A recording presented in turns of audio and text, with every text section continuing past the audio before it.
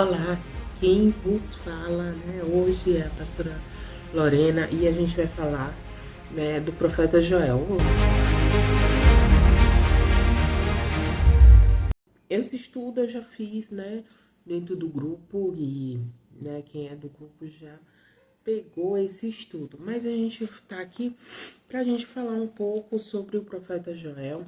É um profeta que ele é difícil de datar, tá? A gente não tem essa noção se ele é pré-exílio ou pós-exílio. Mas a gente tem algumas noções, né, onde a gente vai, né, encaixar esse profeta. E a primeira coisa que a gente precisa saber, né, que o significado do seu nome significa Iavé, ou Deus é, o Senhor é Deus, né? É um livro, como disse, difícil de datar, né? Se a gente coloca ele em pós-exílio, alguns dos teólogos, né, dos colegas teólogos, eles classificam no pós-exílio. Por quê? Não há uma situação do 1 ao 3 de nenhum rei. Não há. Ele dá mais ênfase a templos e sacerdotes, ou seja, pós-exílio está levantando-se, né, ou levantou-se já o templo de Zorobabel. E é o sacerdote, né, e o governador que tem esse monopólio de poder dentro da província, né, porque Israel já não é mais um rei, Judá já não é mais um reino, mas é uma província persa. E ele fala bastante de nações inimigas. Já ele entrando num contexto pré-exílio, que esse contexto é um contexto mais plausível, né, ao meu ver. Por quê? Porque ele tem algumas características na linguagem, uma linguagem mais clássica, mais poética, que a gente pode perceber em outros, né, em outros profetas. Mas vamos lá. Analisando os livros, né, os capítulos de Joel, a gente vê que ele não menciona a Babilônia. Ele não faz esse mencionamento à Babilônia. Ele não menciona a destruição do templo, né? E ele não menciona, né, exílio, nenhum exílio, nem da Síria, nem de Babilônia, nada. Ele fala muito no seu livro sobre os inimigos filisteu, felícia, egípcio, edonitas, mas são típicos do pré-exílio. São inimigos pré-exílios, não são pós-exílio, porque pós-exílio é a Síria, Babilônia, persas, então ele não fala, ele não entra, não tem ênfase, né, nessas nações. Ele tem, né, da Filístia, edonitas, então essa é uma da característica. Né, ele dá ênfase muito aos sacerdotes, acredita-se, né, que foi mais ou menos no reino de Joás. É uma criança, Joás, que assume um reinado. Mas por que essa criança vai assumir esse reinado? A gente vai falar um pouco mais lá na frente sobre isso. Por quê? Porque eu quero que você entenda mais ou menos, porque eu considero ele ser pré-exílio, apesar que também existem pessoas, teólogos, que acreditam em pós-exílio, né? Com isso, o governo estava fortemente centralizado no templo, né? E o rei, por isso essa ausência do rei, por o rei ser criança, né? Não há menção de pecado, o foco principal é o arrependimento, né? O jejum e a busca a Deus. A sua linguagem é um hebraico antigo, como eu falei, clássico e poético. Se ele for considerado um pré-exílio, né, os contemporâneos dele seriam Eliseu, Jonas e Amós. Ele sendo pós-exílio, os contemporâneos dele, provavelmente Ageu, Zacarias ou Malaquias, né? E quem é Joás? Joás é Adália, né? A gente vai ver, Adália é a única rainha, né? Nesse meado de Israel e Judá. E como ela se torna rainha? Com a morte de Acasias, ela toma o trono, mata todos da linhagem, né, de Davi. Ela imagina, né, que tá matando todos da linhagem de Davi. Só que o sacerdote Joada, né, ele pega Joás e coloca dentro do templo, né? Essa criança, mais ou menos com 1 ano de idade, ele fica com ela até os 6 anos dentro do templo, né? Ensinando ela e a protegendo. A Dália, ela sobe ao trono e ela tá achando que todos os descendentes de Davi estão mortos. E aí, o que acontece com a Dália, né? Há uma rebelião sacerdotal para que Joás suba ao trono. E aí, Joada, ele vai fazer essa conspiração, mata a Dália e Joás, né, sobe ao trono. Só que Joás, ele tem 7 anos e quem está nessa mentoria é o sacerdote Joada. E é por isso que provavelmente não exista, né, esse mencionamento de reis e esse destacamento ao sacerdócio e ao templo.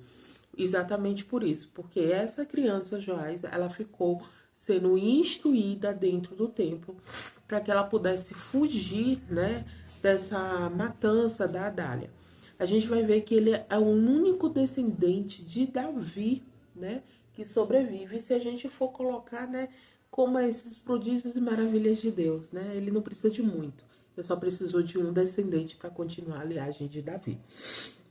E aí vamos lá entrar no livro, né, realmente sobre o livro de Joel, que eu já expliquei, né, mais ou menos porque eu considero ele um profeta pré-exílio, né? As principais dificuldades da época, né? A praga que era a praga da época era o gafanhoto. Então, pode ser algo literário, como pode ser algo realmente que aconteceu, essa praga. Então, a gente tem essa ideia. Por que essa ideia literária? Porque eles vão... Joel, ele vai dar características exacerbadas desses gafanhotos. Então, essa uma linguagem poética e literária que ele vai fazer em relação a esses gafanhotos. Nesse tempo, existiria essa crise espiritual. Por quê? A Dália estaria no comando, né? Os sacerdotes estariam mais, como é o nome? Aqueles sacerdotes que estariam na linha de frente ou em conjunto com o rei agora, né, perdem a sua voz, né? A falta de quebrantamento genuíno nacional, né, daquela população. A necessidade do retorno ao Senhor e Joel começa a convocar aquele povo para quê? Jejum, oração e arrependimento. Os principais mensagens do Senhor no livro de Joel. É o dia do Senhor, né, que é o juízo divino, que é marcado, né, pelos gafanhotos. A punição do pecado, ou seja, eles iriam ficar, a maioria, né, dos judeus quanto israelitas, né, o comércio era agrário, né, eles vendiam trigo, eles vendiam uva, azeitona. Então, com essa pestilência, né, iria ter essa escassez, né, e a intervenção de Deus, a mão de Deus iria parar toda essa praga. Joel fala tanto no julgamento imediato como conta um cumprimento futuro, algo escatológico, mais lá para frente. Mas ele está falando em si, né, nesse cumprimento imediato, né? O que não acontece pós-babilônico, né? Pós-exílio, perdão, não acontece, né? Essa pestilência pós-exílio, os contemporâneos, entre aspas, que poderia ser dele, Ageu e Zacarias não menciona, Malaquias também não faz essa menção.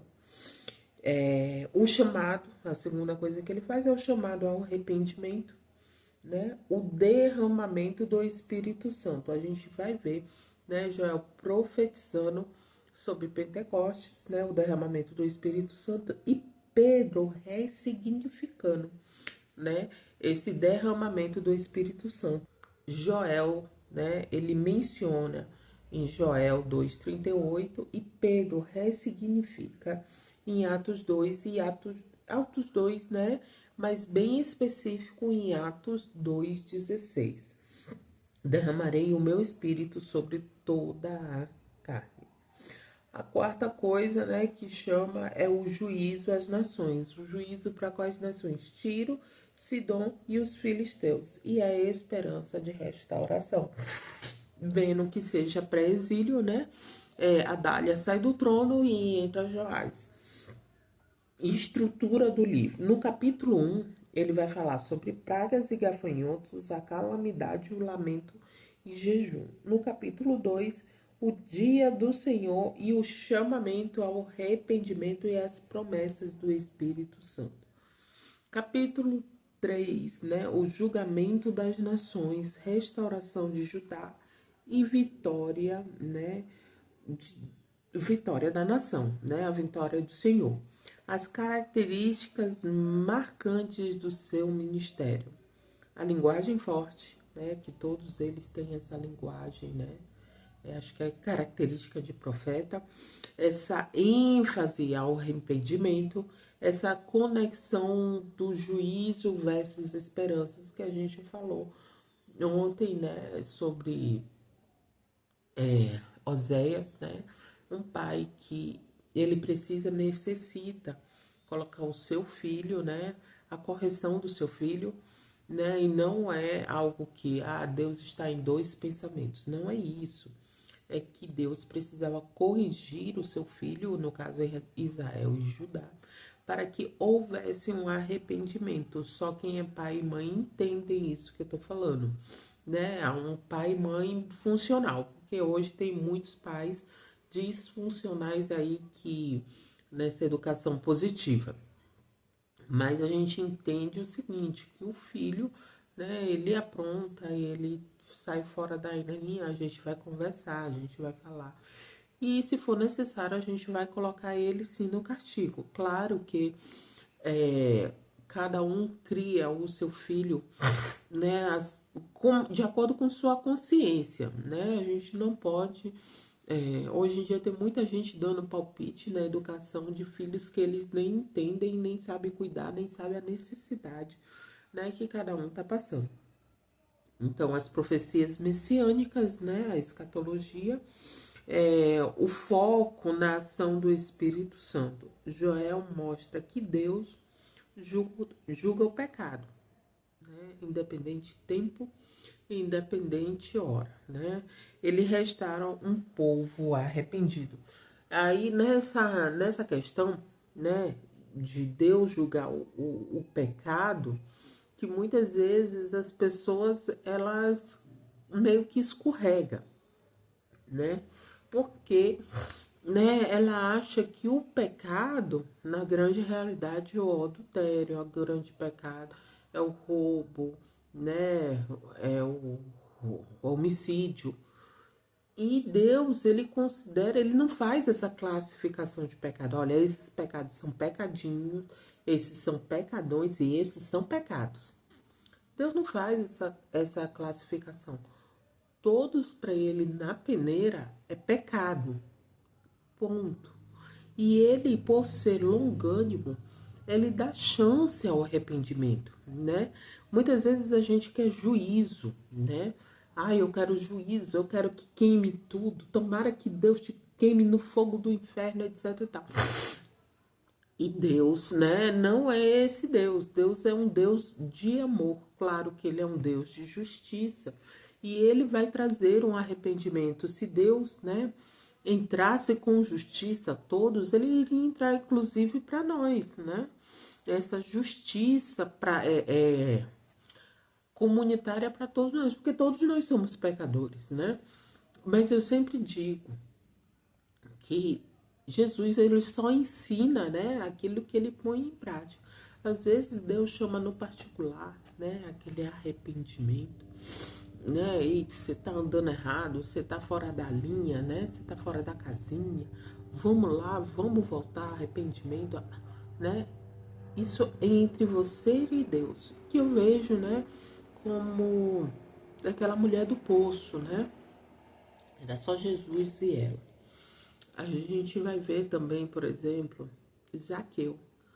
Jesus disse assim: hoje me convém entrar na sua casa. O que aconteceu lá dentro? Eu sou curiosa para saber.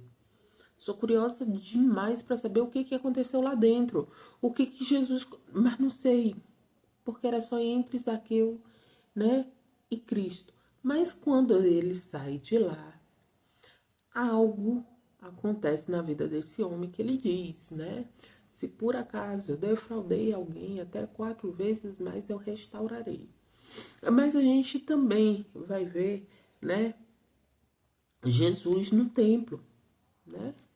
No templo ele tá lá, o zelo da casa do Senhor o consome, e ele vai ver, a gente vai ver ele revirando mesas, mas por quê? Porque aqueles sacerdotes, fariseus, eles já conheciam a palavra de Deus, já veio o arrependimento, né? João Batista, ele tá falando, raça de víboras, não é porque eles são bonzinhos, né? Então, a boca do Senhor já estava sobre, né? Aquelas pessoas. Não adianta você dizer assim que você trabalha para Deus se você não conhece, né?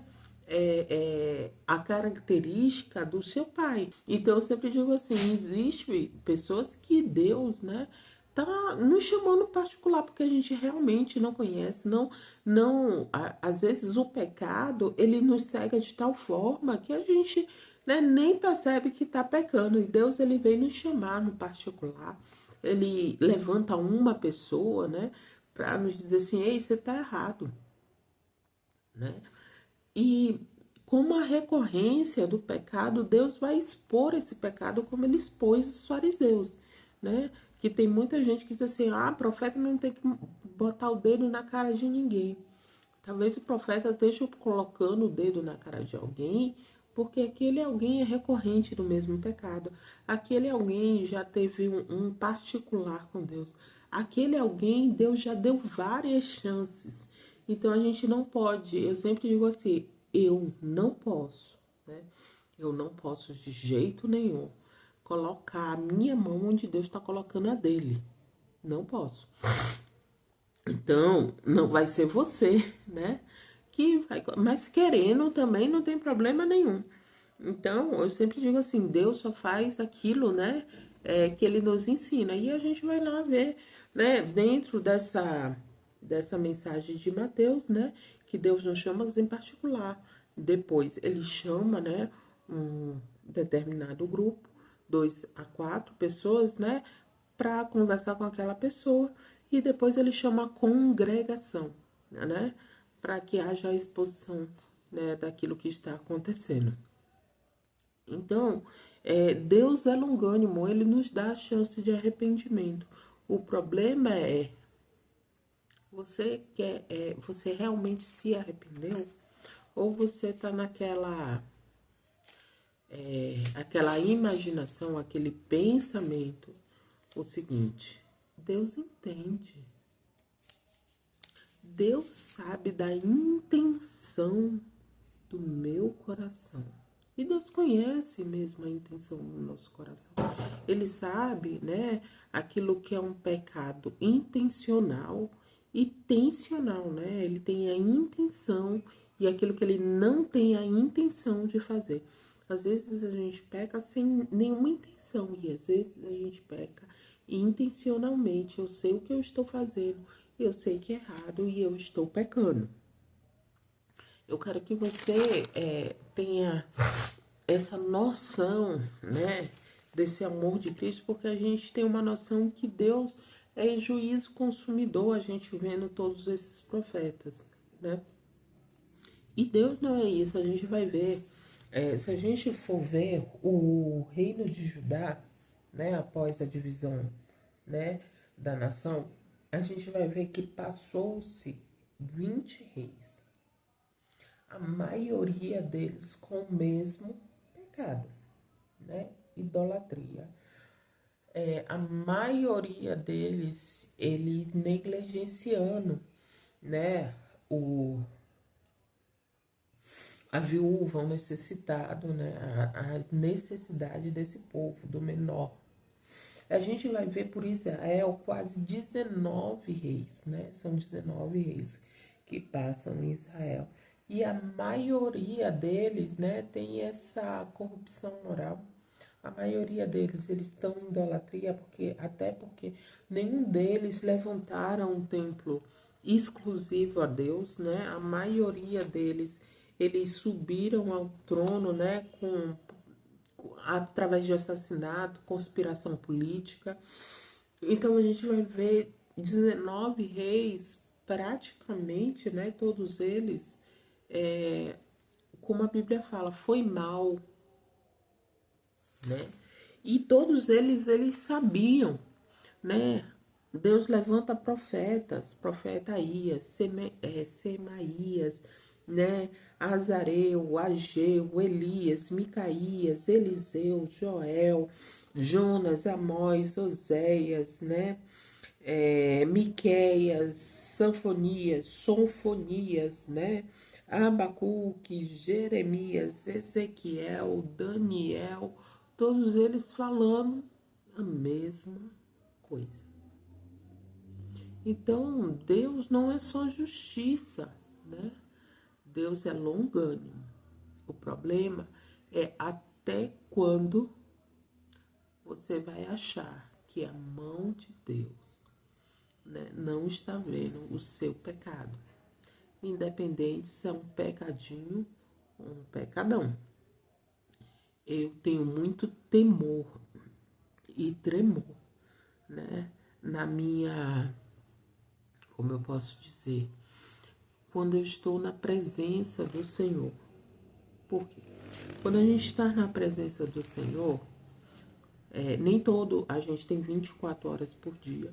Dessas 24 horas por dia, nem sempre a gente tá alinhado com Deus nessas 24 horas por dia. A gente está no trânsito, às vezes a gente, né, se estressa dentro do trânsito e a gente perde a cabeça, às vezes, né, a gente vai numa reunião, se chateia com alguém.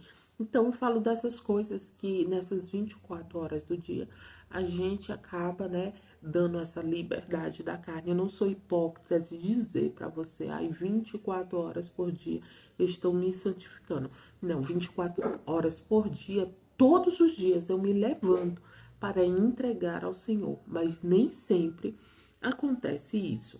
Ponto. Então, o que eu quero te falar uma coisa. Deus, né, ele sabe, ele conhece a intenção do nosso coração. Ele conhece. Ele conhece, né? Você nunca vai poder dizer assim, Deus nunca me avisou. A justiça, ele também é longânimo, né? O amor de Deus, ele é longânimo. Eu nunca vi um pai, né, que rejeitasse o seu filho. Não existe.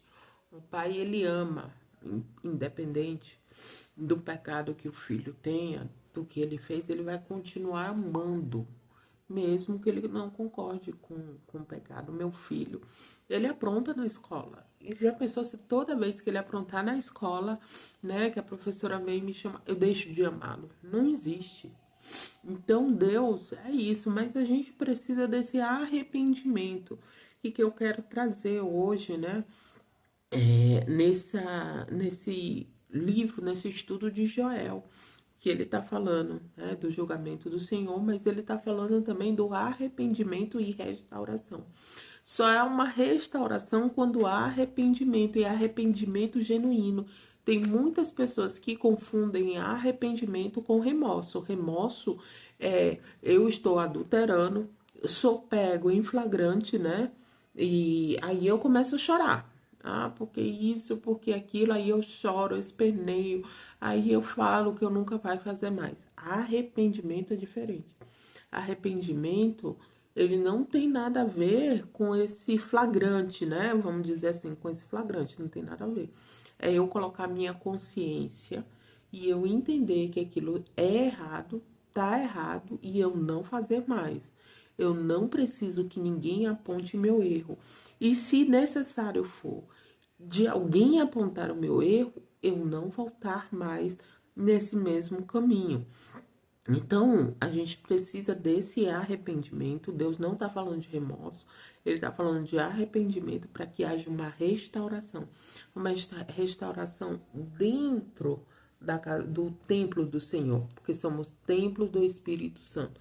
A restauração precisa começar aqui dentro, antes de haver uma restauração dentro da minha casa, uma restauração dentro do meu ministério, uma restauração, inclusive, vamos dizer, profissional, uma restauração sobre uma prosperidade financeira, porque muitas vezes, como a gente viu aqui, né, Deus, ele enviando os gafanhotos, para quê? Para que você, né, tivesse essa calamidade sobre a agronomia daquele local, onde ia diminuir, sim, essa questão financeira. Então, Deus, ele vai nos apertar, né, para que haja arrependimento, né, sobre as nossas vidas. Então, eu convido hoje você, eu não vou fazer uma oração para que você, né, leia, Joel. Eu não vou fazer uma oração para que Deus abra o seu entendimento, mas eu vou fazer uma oração, a mesma oração, né, que eu tô fazendo ao longo da semana. Senhor, né, tira a minha mente do Egito. Deus está querendo nos tirar do Egito, né? E a nossa mente ainda tá lá imaginando, pensando na panela de Faraó, né? Deus quer nos tirar de Sodoma e Gomorra e a gente tá pensando, né, nas noites que a gente vai perder. A ação que eu tenho feito ao longo... Mas, pastora, você tá pensando... Não, é que havem alguns problemas na nossa mente, né? Ao longo, né, da semana, ao longo do dia, que a gente fica ali, ó. E Deus tá dizendo assim, eu vou resolver, né? Coloca na minha mão. E a gente tá, né, cutucando o mesmo problema, a mesma situação. E Deus tá dizendo assim, abre mão. E a gente tá lá pensando no que a gente, né, vai perder, naquilo que, como seria, como ia ser, como foi. Então é essa a oração que eu tenho feito durante, né, ao longo dessa semana. Senhor, me leva à terra prometida.